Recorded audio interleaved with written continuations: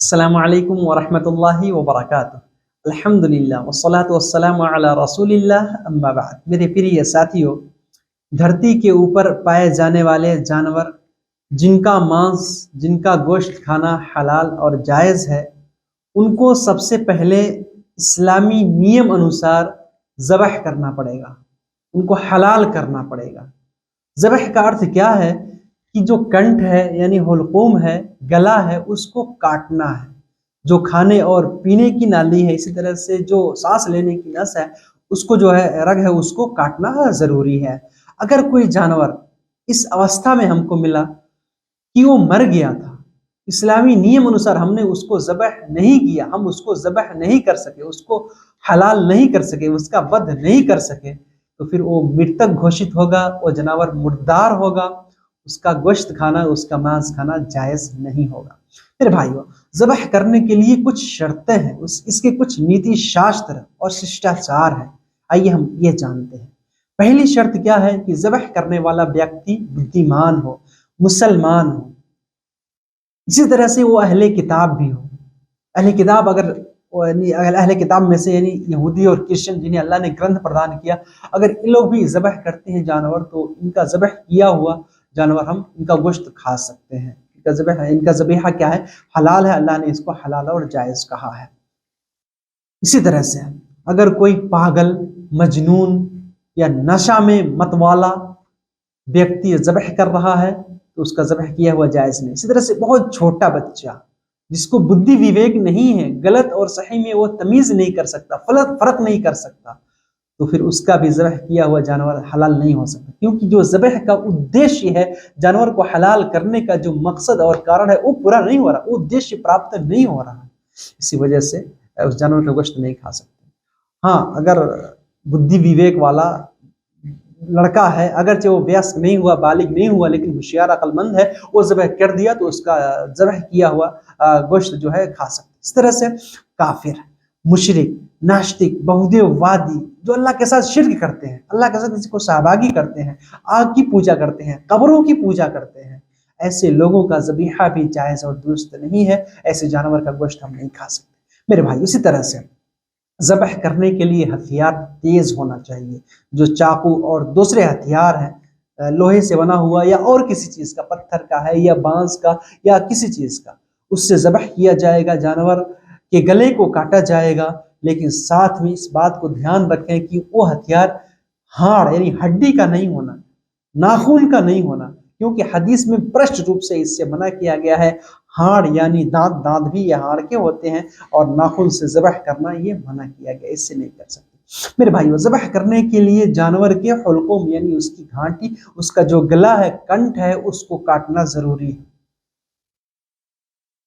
खाने पीने की जो नस है, जो रगें हैं, जो उसकी नाली है, इसी तरह से सांस लेने की जो नाली है, और साथ में जो दो रग है, उसको काटना अनिवार्य होता है, ज़रूरी होता है। मेरे भाइयों, इसमें हिकमत क्या है, बुद्धिमत्ता क्या है? गले ही को, कंठ ही को क्यों काटते हैं? इस वजह से कि पूरे शरीर की जो नसें हैं, वो आकर यहीं पर मिलती हैं। सारे नसों का संगम यही गला है। जब गला काटते हैं, पूरे शरीर से खून जो है, रक्त है, वो तीव्र गति से बाहर निकल जाता है। जानवर की मृत्यु जल्दी हो जाती है, उसका प्राण जल्दी छूट जाता है।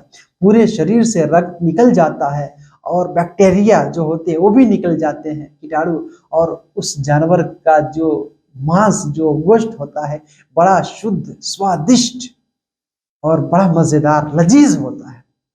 और जिस जानवर को ज़बह नहीं किया जाता, हम देखते हैं कि उनका गोश्त काला होता है, उनका कलेजा काला होता है और उतना स्वादिष्ट नहीं होता। जिन जानवर को ज़बह करते हैं, उनका कलेजा लाल, उनका गोश्त लाल और शुद्ध दिखता, फ्रेश दिखता है। इसी वजह से अल्लाह ने ज़बह करने का हुक्म दिया है, जानवर को ज़बह करें और ज़बह करके उसको हलाल करके उसका गोश्त खाएं।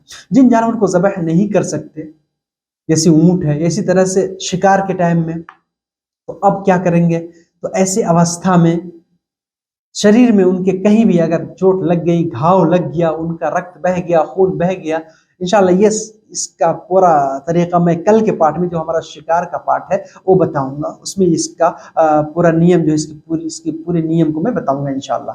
तो ऐसे जानवर को कहीं भी उसके जिस्म को घायल करके जो है उनको हम पवित्र कर सकते हैं। शुरू में बिस्मिल्लाह कहना ज़रूरी है। मेरे भाई मैंने क्या बताया, जानवर को ज़बह करना ये अनिवार्य है। यहाँ पे हमको ये भी पता चला कि अगर कोई जानवर वैसे ही मर गया, ऊपर से गिर के मर गया, इसी तरह से रस्सी में उसका गला घूंट गया, इसी तरह से दो जानवर आपस में लड़ रहे थे, एक जानवर ने दूसरे को सींग से मारा, उसके ऊपर प्रहार किया और उसकी मृत्यु हो गई, किसी ने लाठी से पीट पीट करके जानवर को मार दिया, तो ऐसे जानवर का गोश्त खाना जायज नहीं होगा। इसी तरह से कोई हिंसक पशु किसी जानवर को कत्ल कर दिया तो फिर उसका गोश्त खाना जायज नहीं। अगर हमने उसको जीवित अवस्था में पा लिया तो हम उसको ज़बह कर सकते हैं, लेकिन अगर मृत अवस्था में हमने पाया फिर उनका गोश्त खाना जायज नहीं है। मेरे भाइयों, जानवर ज़बह करने से पहले हमको अनिवार्य रूप से शुरू में बिस्मिल्लाह अल्लाहु अकबर पढ़ना जरूरी, बिस्मिल्लाह और साथ में अल्लाहु अकबर पढ़ना ये भी उत्तम और अफजल है, कह लेना चाहिए। मेरे भाइयों, इसी तरह से ज़बह के कुछ नीति शास्त्र और आदाब हैं। वो क्या है कि जानवर को कुंद यानी मुर्दार छुरी से, जो जिसमें बिल्कुल धार नहीं है, ज़बह करना जायज़ और दुरुस्त नहीं। इसी तरह से उस हथियार को जानवर के सामने तेज करना, उसमें धार लगाना ये भी उत्तम नहीं है, बल्कि ये मकरूह है, इस तरह नहीं करना चाहिए। जानवर को किबला की तरफ लेटा करके ज़बह करना चाहिए।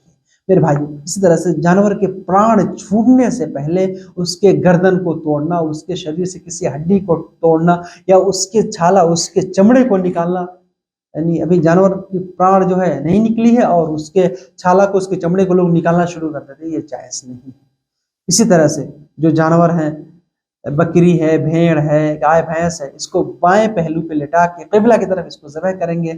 और अगर ऊँट है उसको तो लिटा नहीं सकते, तो उसके बाएं पैर को बांध के उसके गले में छुरी को घोंप के जो है उनको ज़बह किया जाएगा, उनका वध किया जाएगा। और शुरू में बिस्मिल्लाह अल्लाहु अकबर पढ़ना ये हरगिज़ ना भूलें। अल्लाह ताला हम सबको इस्लामी नियम अनुसार हर काम करने की तौफीक दे।